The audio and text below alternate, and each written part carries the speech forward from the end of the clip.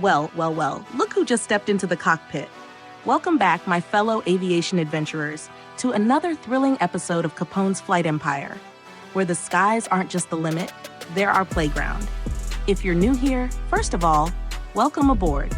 This is the series where Capone takes to the skies, building an aviation empire, one mission, one flight, and, let's be honest, one questionable landing at a time. We've got cargo runs, VIP charters, scenic tours, and occasionally, an aircraft that decides it has other plans for the day. But hey, that's part of the adventure, right?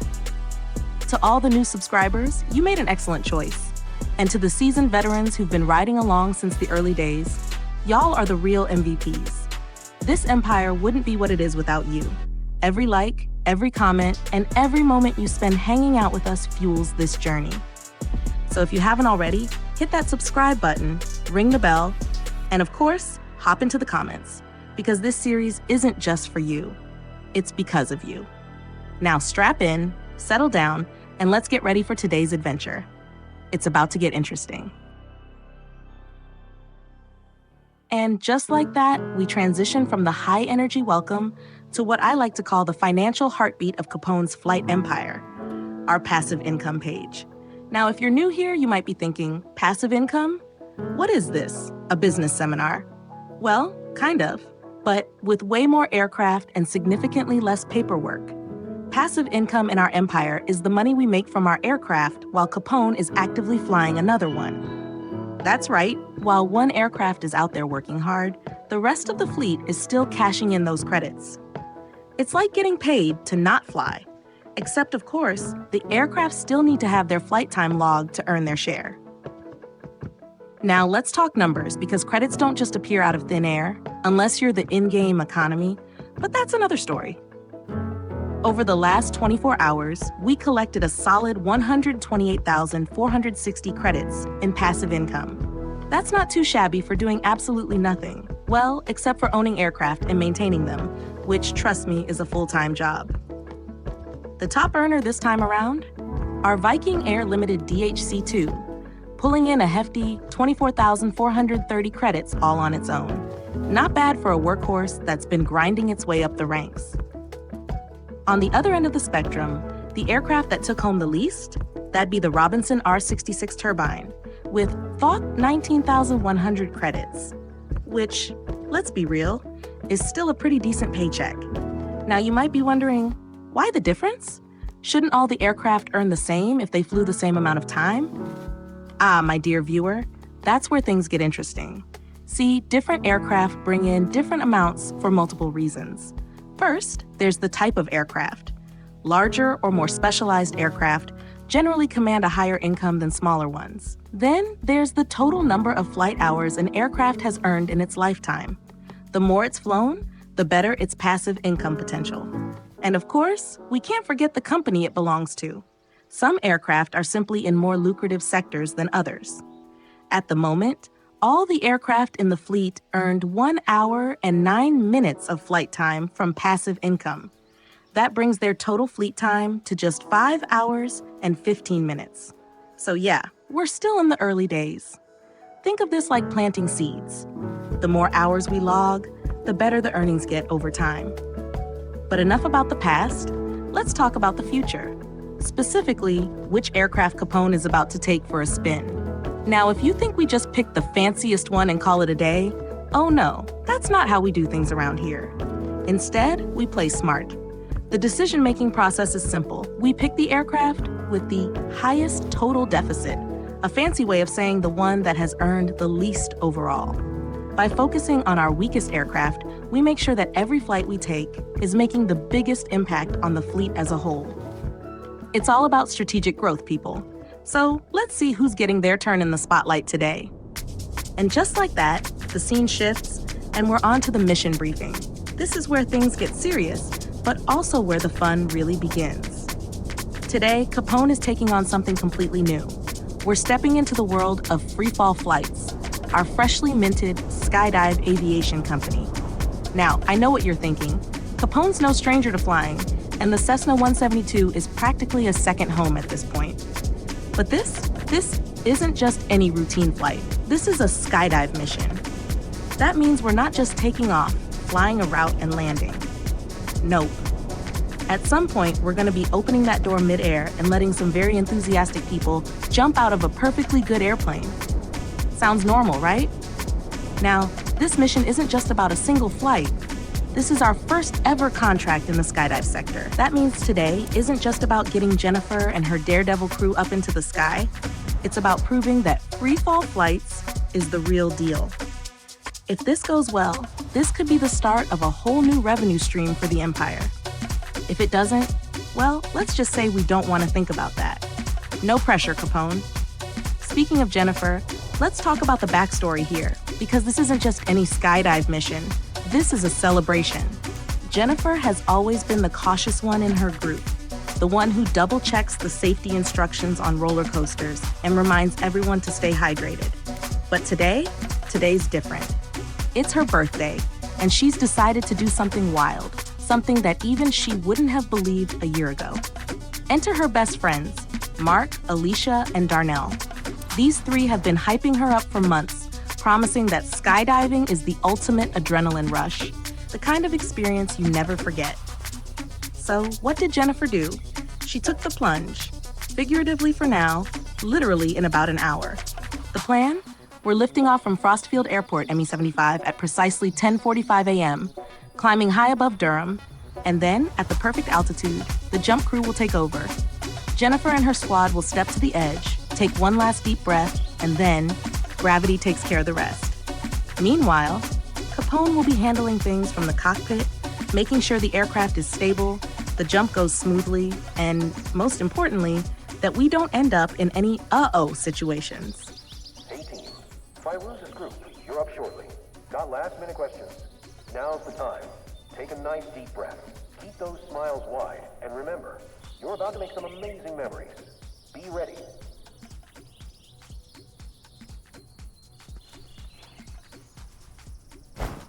Once the drop is complete, we'll circle back and land at Frostfield Airport at 11:46 a.m. sharp. The weather's looking ideal for it too. 59 degrees Fahrenheit, crystal clear skies with 75 nautical miles of visibility, practically perfect conditions.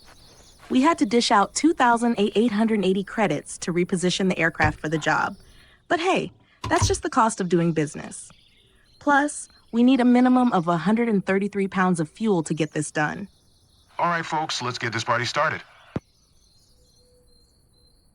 Acknowledge Freefall Flights. All right, everyone, let's head inside. Remember to line up in the same order you practiced during training. So, here we are. The aircraft is fueled, the mission is set, and the fate of our Skydive Aviation company is riding on how well this first job goes. No big deal, right? Capone is strapping in, getting the systems ready, and mentally preparing for what's about to be one of the most exciting flights we've taken yet. The clock is ticking, and we're just about ready to get this show on the road. Or, more accurately, into the sky.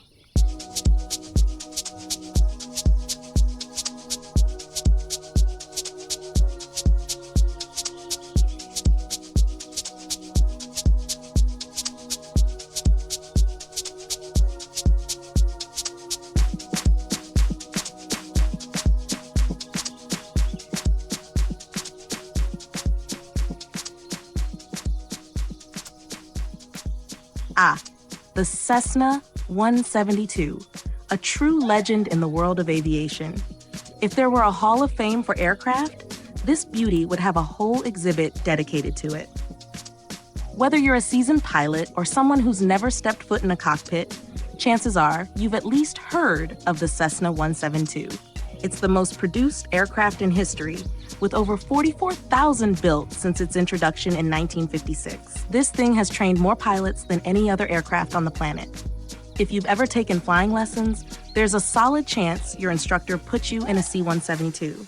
And for good reason. It's reliable, forgiving, and just fun to fly. So, what makes it so special? Well, let's start with the specs.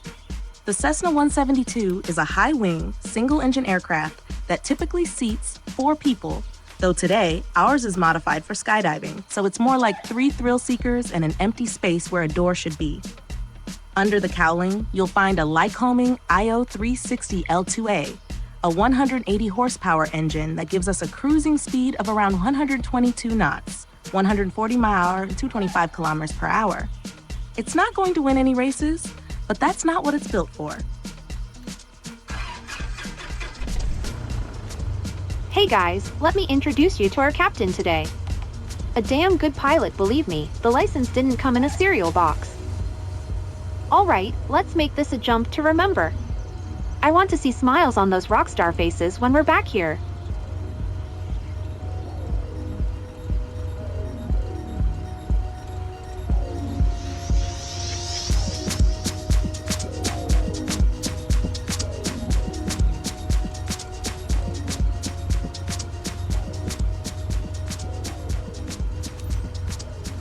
Mike Echo 75 traffic Cessna Charlie.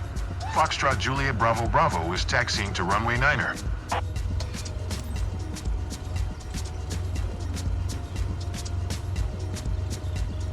Everyone okay? Great! Best team! Well, as it's your first time with us folks, please focus and strictly follow my instructions. Make sure your seatbelt is fastened. Your helmet, altimeter, eye shield, all is fine? Good.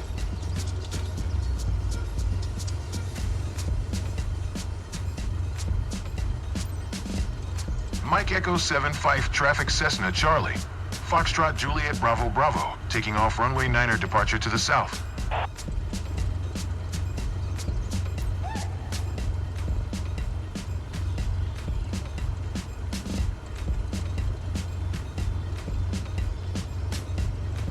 One of the reasons pilots love the C-172 is its stability. Thanks to its high wing design, it has incredible visibility from the cockpit and remains super stable in turbulence. Great for student pilots and, people who don't like feeling like they're on a roller coaster at 3,000 feet. That same high wing setup also makes it ideal for things like aerial surveying, photography, and yes, skydiving.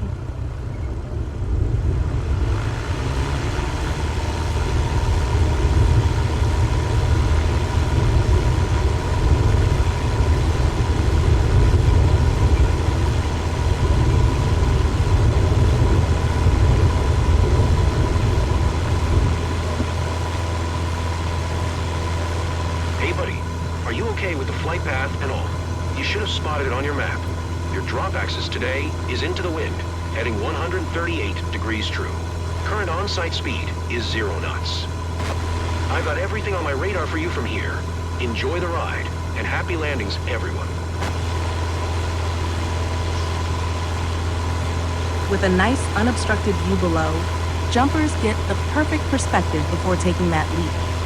When it comes to performance, the stall speed sits at around 47 knots, 54 miles per hour, 87 kilometers per hour, with flaps down, which means it's incredibly forgiving if things slow down too much. The maximum takeoff weight is 2,050 pounds, 157 kilograms, which is perfect for a mission like today's. We're carrying a full tank of fuel and a group of passengers, but we're well within limits. And let's talk landing capabilities. The Cessna 172 is known for being able to land on short, unpaved runways, making it a favorite for bush pilots and backcountry flying. Its takeoff and landing roll is around 1,630 feet, 497 meters at max weight, but with a lighter load, it can get in and out of much shorter strips. That's one of the reasons we can operate this aircraft just about anywhere, including small airfields like Crossfield Airport ME-75. Now, in its standard configuration, the C-172 is built for comfort and ease of use. But today, this one is all about skydiving operations. All right, people, I'm your jump master. Everyone calls me Bree. Few reminders.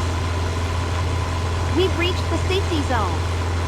In case you have forgotten because of the adrenaline, you should unfasten your harness in case we need to exit the plane quickly. We jump at around 10,200 feet, not before. The pilot will give us the green light. And 60-second freefall max before we pop the parachute.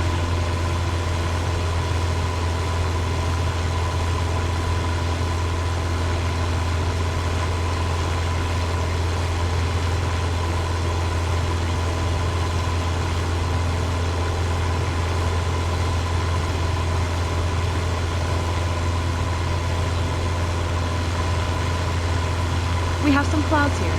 We won't dive directly into them. You'll see. Feels like exploring underwater caves while scuba diving.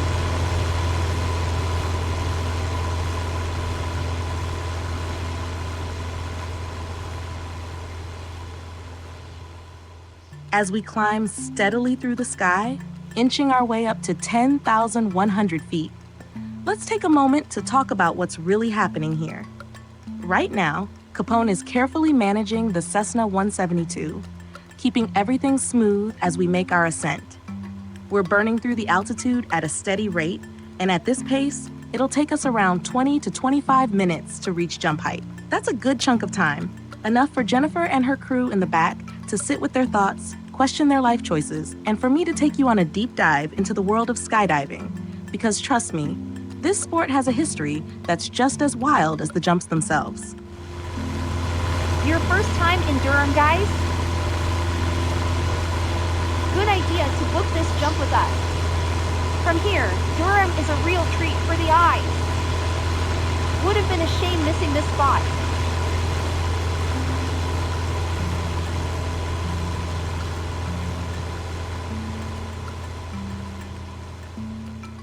Skydiving, at its core, is pretty much just controlled falling, which means that the idea of jumping from high places and surviving goes way back in human history.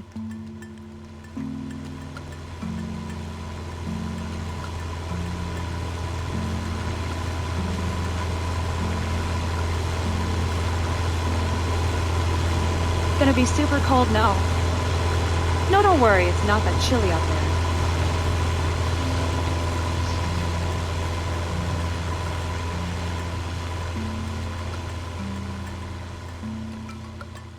Believe it or not, the first real concept of skydiving wasn't born from some adrenaline junkie.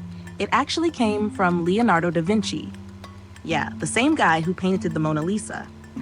Around 1485, Da Vinci sketched a pyramid-shaped parachute, theorizing that a person could use it to safely descend from a great height. The man was a genius, but let's be honest, no one was lining up to test it at the time.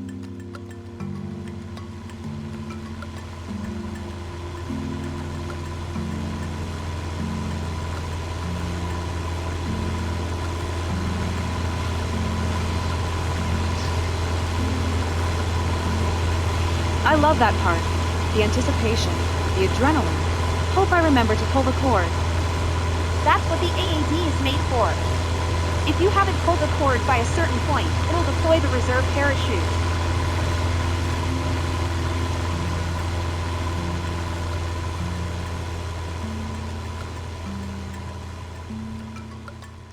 Fast forward a couple hundred years to 1797, when a Frenchman named André-Jacques Garnerin decided he wasn't afraid of heights. He made history by becoming the first person to perform a parachute descent. No aircraft involved, just a hot air balloon, a silk parachute, and a whole lot of courage.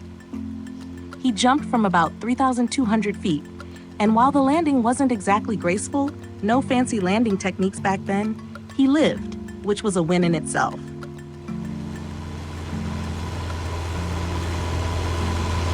Ready to roll?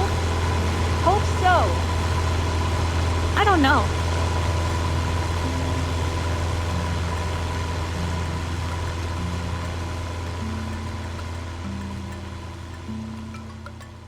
Now, the real game changer came with the invention of aircraft in the early 20th century. Suddenly, jumping from planes wasn't just a stunt, it became practical. The military was the first to adopt it, using parachuting techniques in World War I, and later refining them into full-scale airborne operations in World War II. Paratroopers changed the way battles were fought, and from there, the technology and techniques kept improving. By the 1950s, skydiving as a sport began to emerge, because some people looked at this military tactic and thought, you know what? That looks fun.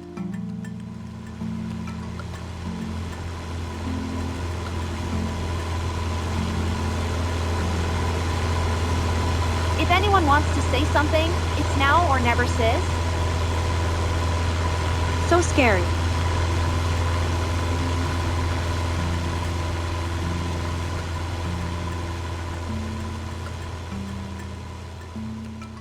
Fast forward to the modern era, and skydiving is no longer just for soldiers or mad inventors with parachute sketches. It's a massive industry.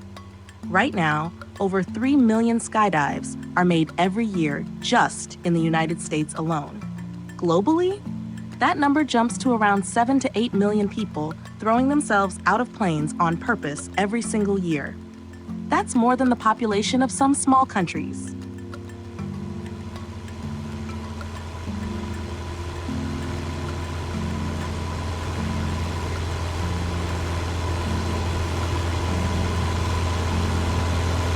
Got a water bottle or something to drink?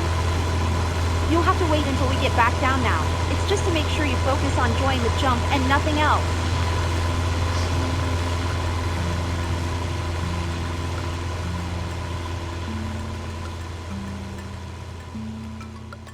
Skydiving has become a bucket list adventure for thrill seekers worldwide, and there's a huge community built around it.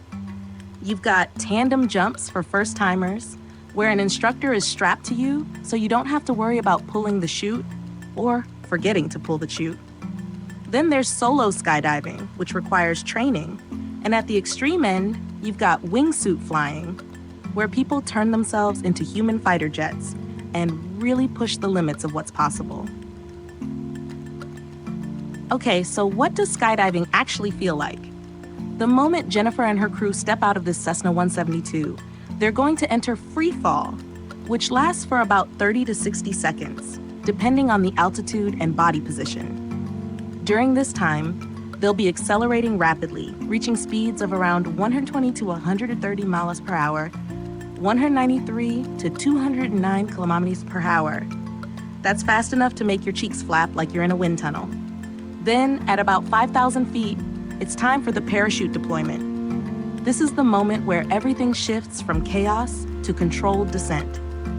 Once the parachute opens, the speed drops dramatically, and now it's all about steering gracefully back to the landing zone, which takes another 5 to 7 minutes. One of the biggest misconceptions about skydiving? People think it feels like falling. It doesn't. It actually feels more like floating because of the way air resistance works. There's no sudden stomach drop feeling like on a roller coaster. It's just pure adrenaline and wind rushing past you. Now, let's talk record-breaking jumps, because humans can never just be satisfied with normal skydiving.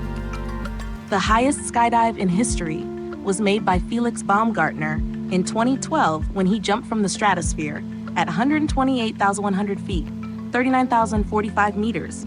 That's 24 miles above Earth.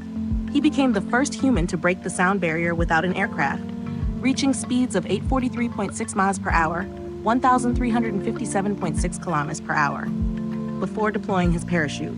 Absolutely insane. The largest formation skydive involved 400 skydivers in 2006, linking up mid-air to form a massive geometric shape before breaking apart to deploy their chutes. The most jumps in 24 hours? That record belongs to Jay Stokes, who made 640 jumps in a single day, averaging about 1 jump every 2 minutes. And that brings us back to today. Jennifer and her friends, sitting in the back of this very real, very open-doored Cessna 172, about to make their own little mark on skydiving history. We're climbing steadily, almost at jump altitude now. The nerves are setting in, the adrenaline is pumping, and pretty soon, there's going to be no turning back. Capone is keeping things smooth, making sure we hit the target altitude right on schedule. Everything is lined up perfectly. All that's left is for the jumpers to take that one step into the void. Because once you step out of the plane, there's no pause button, no redo, just the purest rush of human flight.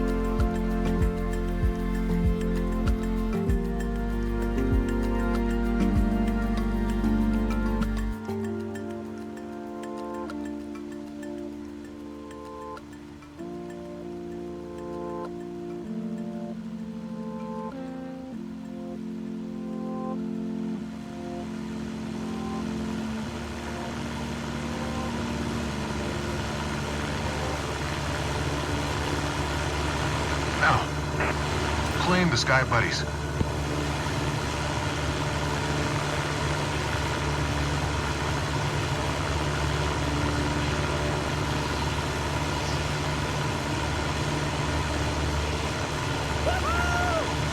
later. You did great.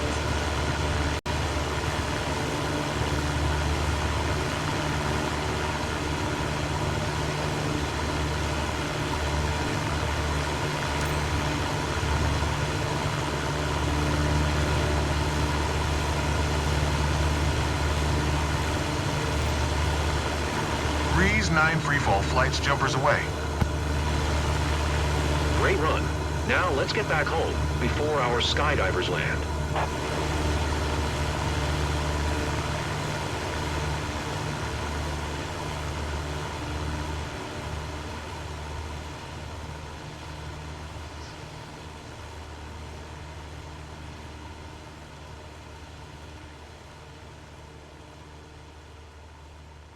From my seat in this grand adventure, watching Capone command this aircraft with his usual steady hands, I can see something different about him. There's a shift, something subtle, something that even he might not fully recognize yet. This isn't just another flight. This isn't just another mission in the long and growing list of experiences in Capone's flight empire. No, this is something new, something that stirs up a different kind of energy in him. As the last jumper vanishes into the open sky, the rush of wind fades, and for the first time since takeoff, the cabin feels empty. And Capone feels it too. He exhales, long and slow, almost like he's been holding his breath this entire time without realizing it.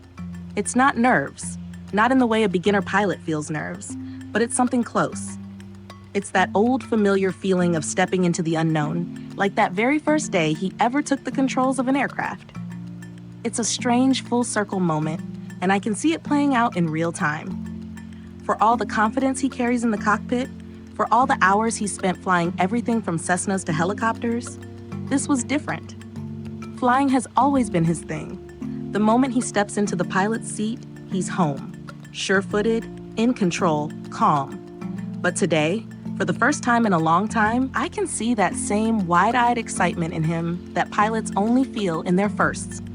The first solo flight, the first night landing, the first time breaking through clouds and seeing the world open up beneath you. And now, the first skydive mission. And here's the thing, he didn't even have to jump to feel it. That's what no one tells you about piloting skydivers for the first time. You don't need to be the one tumbling into freefall to get that adrenaline spike. Just knowing that you're the one making it happen, that your hands are the last thing keeping those people attached to the aircraft, that you're responsible for the moment where they let go, that's enough. And now, as he starts the descent back to Frostfield Airport, I can see it settling in. That burst of energy, that moment of intense focus during the climb, the surreal pause right before the jump, it all lingers. His body might be relaxed now, his grip on the controls easy, but inside, his mind is replaying the moment over and over again. The way Jennifer hesitated for half a second before stepping out, the way the rush of wind swallowed their voices as they disappeared, the way the aircraft suddenly felt weightless and hollow like a ghost of its former self for just a few seconds after the last one left. It's a unique kind of pride, one that only certain pilots ever get to feel. Because a skydiving mission isn't like a cargo run. It isn't like a passenger charter or an island hop. Those are about transport, about taking something or someone from point A to point B. But this was about giving people an experience, not just getting them to their destination, but launching them into it. And for Capone, who has built this empire from the ground up, who has flown so many different aircraft in so many different ways, this was a new kind of achievement. I know exactly what's going through his mind, because it's what every pilot thinks the first time they do this. Some describe it as humbling, that strange feeling of being in control but also not in control at the same time. Others say it's intoxicating, that once you've felt the energy of a skydive mission, the moment where the aircraft shifts from being a carrier to being a launch pad, you want to do it again. And I can tell, just from the way Capone is sitting, from the way his eyes are locked ahead, calculating the approach back to the airstrip, that he's already thinking about the next one. The runway comes into view, and the aircraft starts to settle into its descent. But something in him is still up there, somewhere over Durham, floating in the silence right after the jumpers left the plane. Because this wasn't just another mission. This was a milestone, the first skydive flight in Capone's flight empire, the first of many.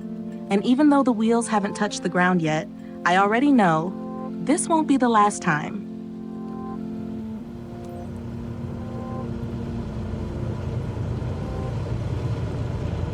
Mike Echo 75 traffic Cessna Charlie. Foxtrot Juliet Bravo Bravo is on final runway 9er to land. The runway stretches out before us, bathed in the soft midday light, shimmering ever so slightly in the gentle heat rising from the tarmac.